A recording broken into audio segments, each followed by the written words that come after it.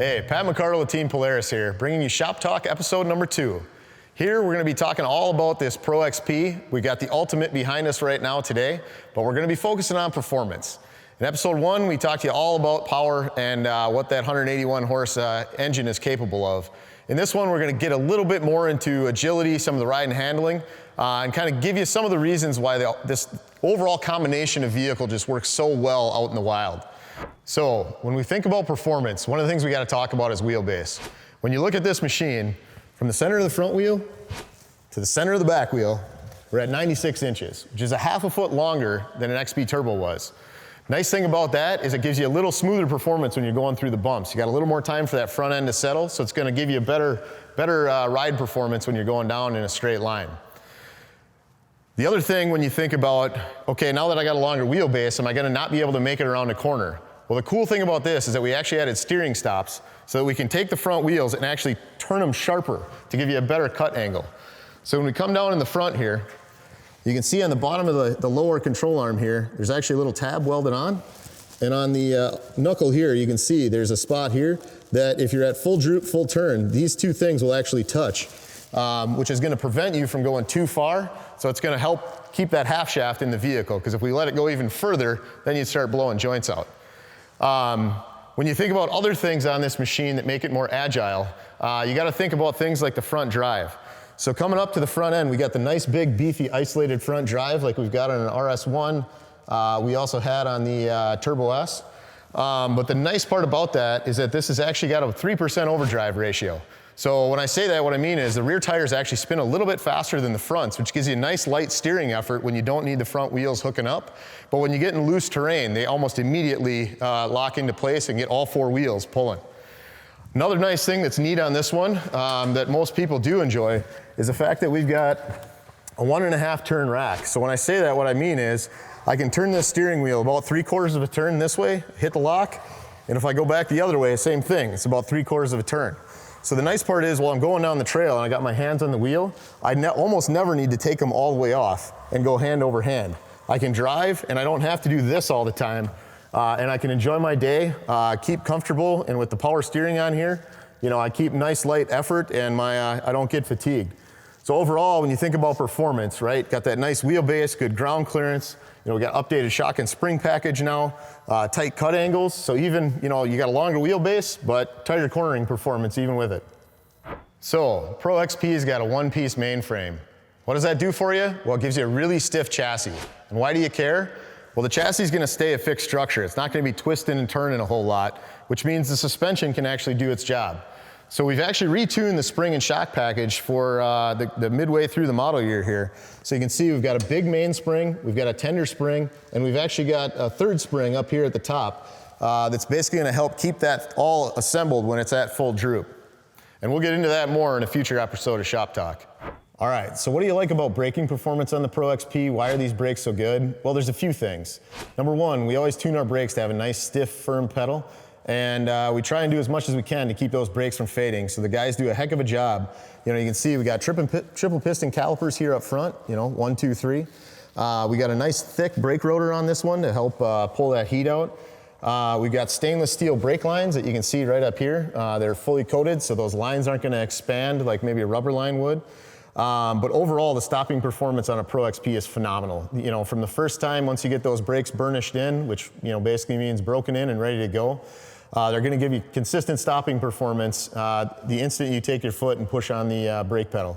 So one of the other updates that was done to the brakes on the Pro XP versus previous models of Razor, we actually put a little more front bias into the brakes. So that means the front wheels are doing a little bit more of the braking versus the rears. And this just helps keep the machine tracking better, especially if you're having to brake while you're going around corners.